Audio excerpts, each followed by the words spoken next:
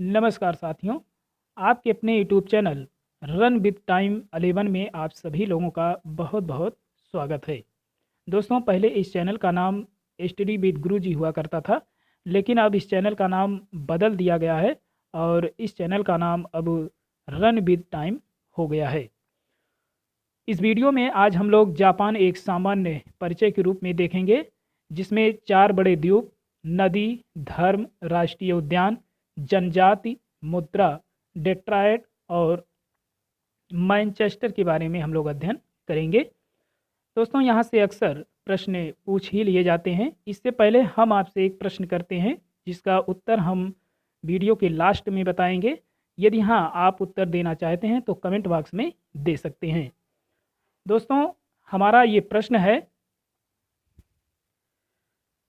सुभाष चंद्र बोस ने महात्मा गांधी को राष्ट्रपिता कहा था, तो ये राष्ट्रपिता इन्होंने कहाँ से संबोधन किया था? एक बार फिर से ये प्रश्न सुनिएगा आप लोग। सुभाष चंद्र बोस ने महात्मा गांधी को राष्ट्रपिता कहा था, तो ये संबोधन इन्होंने कहाँ से किया था? तो आइए हम लोग अब देखते हैं जापान एक सामान्य परिचय। वीडियो के लास्ट में हम इसका उत्तर जो है बताएंगे। जापान को पहले निप्पन कहा जाता था। जी हाँ दोस्तों, ध्यान दीजिएगा, जापान को पहले निप्पन कहा जाता था, जिसका अर्थ है उगते हुए सूर्य का देश। इसे सुकुमार फूलों का देश तथा पूर्व का ग्रेट ब्रिटेन भी कहते हैं। आगे है, जापान की राजधानी टोक्यो तथा हिरोशिमा होन्शु द्वीप पर हैं। यानी जापान की जो राजधानी है टोक्यो और हिरोशिमा जो होन्शु द्वीप पर है। हिरोशिमा नाम आप सुन रहे होंगे, ये है 6 अगस्त 1945 को जो है अमेरिका के द्वारा हिरोशिमा पर ही लिटिल ब्याय नामक जो है परमाणु बम गिराया गया था। अगला है जापान का नागासाकी, एक द्वीप है जापान का नागासाकी, जो कि क्यूशू द्वीप पर स्थित है और इस पर भी अमेरिका के द्वारा जो है बम गिराया गया था, फैट मैन नामक बम, जो कि 9 अगस्त 1945 को। तो हिरोशिमा पर अमेरिका के द्वारा 6 अगस्त 1945 को लिटिल बाय नामक बम गिराया गया और नागासाकी पर 9 अगस्त 1945 को जो है अमेरिका के द्वारा फैट मैन नामक बम गिराया गया।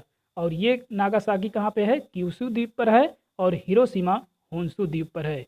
ध्यान में रखिएगा, टोक्यो और हिरोशिमा होन्शु द्वीप पर है और जापान का जो नागासाकी है ये क्यूशू द्वीप पर है। आइए आगे बढ़ते हैं। आगे है दोस्तों कि जापान 4 बड़े द्वीप से मिलकर बना है। जी हाँ दोस्तों, ये काफ़ी बार एग्जाम में यहाँ से प्रश्न बनते हैं और सीधा सीधा ये मिलान करने के लिए देता है। तो यहाँ पे हमने 2 क्रम में लिखा हुआ है। जैसे पहले देखेंगे उत्तर से दक्षिण का क्रम। ये कभी कभी उत्तर से दक्षिण या दक्षिण से उत्तर के क्रम में पूछा जाता है यहाँ से प्रश्न। तो आइए देखते हैं। उत्तर से दक्षिण के क्रम में अगर हम देखें तो सबसे पहले होकाइडो आता है, फिर होन्शु, फिर शिकोकू, फिर क्यूशू। और अगर हम इसे क्षेत्रफल की दृष्टि से देखना चाहें तो आपको एक काम करना होगा, इसे आप तिरछा तिरछा मिलान करते चलेंगे तो आपका क्षेत्रफल की दृष्टि से ये बन जाएगा। होकाइडो जैसे ऊपर है तो आप नीचे ले आइए इस तरह से, और होन्शु नीचे है तो इसे ऊपर ले जाइए। तो इस तरह से क्षेत्रफल की दृष्टि से होन्शु सबसे बड़ा है, उसके बाद होकाइडो जो है दूसरे नंबर पे है, फिर है शिकोकू, तो शिकोकू को आप नीचे ले जाइए, फिर उसके बाद क्यूशू को ऊपर ले आइए। तो इस तरह से क्यूशू जो है ये तीसरे नंबर पर और शिकोकू चौथे नंबर पर। यहाँ से प्रश्न ये भी पूछा जा सकता है कि जापान के 4 बड़े द्वीप में सबसे छोटा द्वीप कौन है? तो कौन सा हो जाएगा? शिकोकू। ध्यान में रहे, शिकोकू सबसे छोटा है, फिर उससे बड़ा क्यूशू है, फिर उससे बड़ा होकाइडो है, फिर उससे बड़ा होन्शु है। आइए इसी क्रम में आगे बढ़ेंगे। आगे है दोस्तों हमारा, कह रहा कि जापान की मुद्रा, तो जापान की जो मुद्रा है वो है एन। जापान का पिट्सबर्ग यानी लोहा संयंत्र कौन सा है? तो वो है युवाता स्थान। जापान का मैनचेस्टर यानी जहाँ सिले सिलाई कपड़े बनते हैं, मैनचेस्टर यानी ओसाका।